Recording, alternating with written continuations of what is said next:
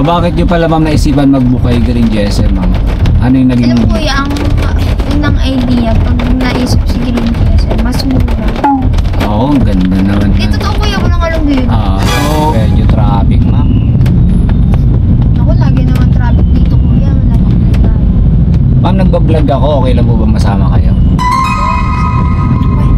Oo ma'am, baka... It's an opportunity. Ganun. Okay lang ba ma'am? Si ma'am, ang pangalan mo tayo ma'am? Ako ba? Apo. Sakura po. Sakura. Si ma'am? Jason. Jaisel. Uy, mahihayin si ma'am Jaisel. Hindi mo sure. Sakura ma'am, yung parent mo ba ay naglalaro ng ML? Hindi po. Nang Naruto yung tatay. Naruto, kaya pala Sakura. No? May Sakura ba sa Naruto? Ha? May Sakura ba ron? Nice! So hindi ko napapalad yung Naruto. Ano ako, ano ba yan? Ghost Fighter. Pang ano, kabataan.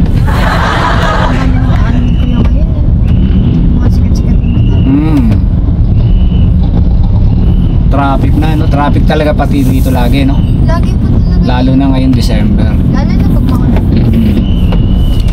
Pero, ma'am, aware naman kayo sa, ano, sa estimated fare natin sa app. So, possible, yung range niyan, kung walang traffic, doon lang nag-range. Pero pagka po traffic ganito, huwag po kayo magugulat, ma'am, ha?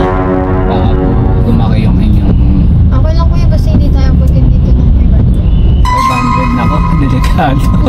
Makaalanganin po yun. Huwag kayo mag-alala, ma'am. Hindi tayo abot ng 500. Actually, mura lang po ang fare kay GSM. Hindi siya gas. Yun, isa po yung factor na. Pero ano, yun nga lang, pag traffic talaga, ma'am, lumalaki yung fare. Then, 11 kilometers, dapat yan, mga ano lang yan eh. Nasa 200. More or less 200. Pero pag ganitong traffic, baka delikado. Ang range naman po ano yun, Gantria. Yung estimated sa inyo, magkano, ma'am? 260-ish tapos hanggang 330. Ganon. Yun, ma'am, pag walang traffic. So, possible yun. Huwag na pag-alala. Hindi abot ng 500 yan. 499. Hindi ko kinakaya. Joke lang. Joke lang yun, ma'am. Naka-metro po ba to? Ayan, ma'am. So, nakita nyo to, ma'am. Yan po talaga yung base ng ano natin, ng pamasahe. Then, may ginamit kayong points, no? Opo.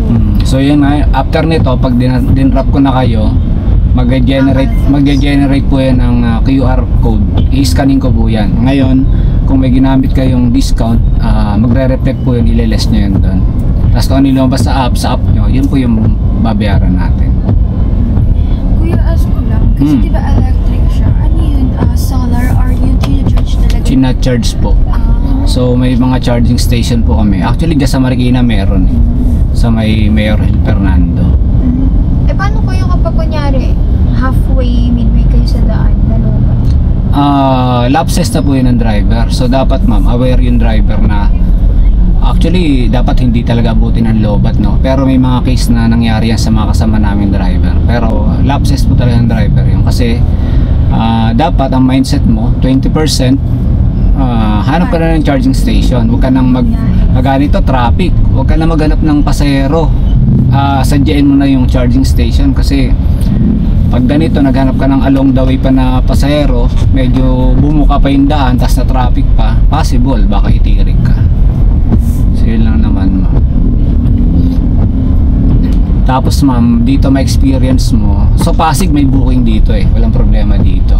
Ang problema sa Marikina, mamaya anong balak nyo, magbubook din kayo? Baka po. Ganito, ma'am. So possible na sa Marikina kayo, hindi kayo makakapag-book doon. Kasi ma'am, wala pang services ang Marikina. So advice kita, may 3 ways kasi para kami masakyan nyo. So booking, yung book mo ngayon, tapos yung para. So swerte nyo, kung may dadaan daw, pwede nyo patayin. Pero itry mo mamaya, ma'am, na dyan sa app mo may hotline. Magpasadya. Yes, ma'am, tawag po kayo sa customer service. Kasi na-experience ko yan, alam ko kasi dati dyan sa Marikina walang booking dyan, pero napasukan ako. So tinanong ko yung passenger paano siya nakabook, sabi niya tumawag daw siya sa customer service. So gawin nyo mamaya, ma'am, tawag kayo sa customer service, baka mabigyan kayo ng driver. Sila yung maghahanap. Opo. Sila na rin kukunin lang nila yung details nyo, yung location ng pipikapan sa Kimbabaan. Ngayon sila na maghahanap ng driver para sa inyo. So possible ma'am hindi ka makakapag-book doon sa Marikina. Kasi Kasi pero magre-reflect po ba yun? Kunyari yung order makikita namin na ganito siya.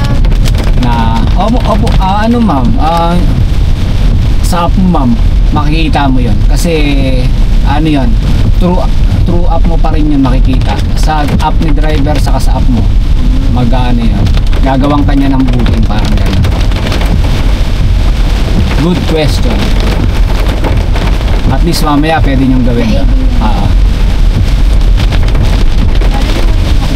Opo, mahirap mag-book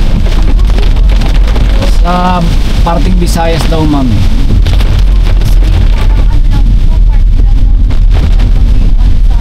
Parang ano lang, low pressure area lang po tayo. Visayas. Anong province nyo mga ma'am? Pangasinan. Ilocano ba yun? Panggalatok. Panggalatok. Si ma'am? Abra po. Abra, Ilocano. Juan Manong. Parehas na.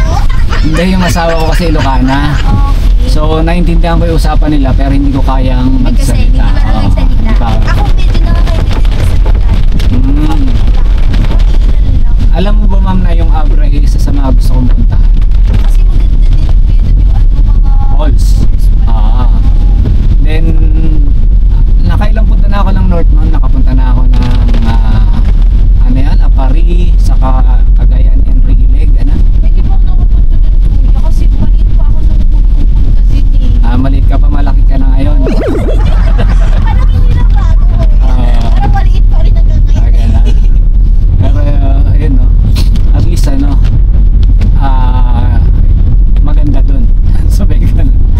May mga antropa kasi akong taga-Abra, nakikita ko yung mga post nila, magaganda yung, lalo na meron dun parang magandang falls yung ano. Parang dinadayo ka na. Oo, nadayo talaga siya. Saan nyo nalaman ma'am yung Green GSM ma'am? Ano po yun ang sikat? Nung parang ano kayo, bago-bago pa lang. Talamak yung ads niyan po yun. Wala sa YouTube, Facebook, halos lahat ng social media ko. Ako nakakita. Bakit nyo pala ma'am naisipan mag-book kay Green GSM ma'am? Ano yung naging... Alam ko ang unang idea, pag naisip si Green GSM, mas mura. Oo, ang ganda naman. Eh, totoo kuya, ko lang alam yun. So, yun ma'am, feedback ma'am ng mga pasero ko na naisasakay. Actually, yun naman pa yung sasabi nila. Diba? Malaki yung nasisave nila. Kasi kung nag-check kami kanina lang din sa ibang app. Okay. News ko parang times 2. Wag na natin sabihin paano. Ay, hindi tayo Pero magkano ma'am yung ano ma'am, yung rate niya? Nasa 800 siya po. 800. 4-seater naman kasi yung 4-seater. Pero kapag yung taxi, ito rin naman 400. Di ba kuya ito kahit naman to, 4-seater to? 4-seater. Diba? Ayun kasi, baka 4-seater premium yun. Kaya 800. grabe naman. Di, pero yun nga kuya, ang difference lang talaga nitong GSM sa iba. Unang-una yung price. Saka yung parang style ng ano niya. Mas ano siya, mas modern, mas techy. Ang cons lang niya, mahirap hanapin. Ano ma'am, mahirap mag-book talaga ma'am, no? Kasi Pala. actually ma'am, more than 2,000 na kami.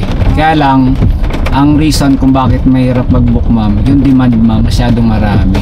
So yung supply, hindi pa namin kayang i-occupy lahat ng nagbo-book.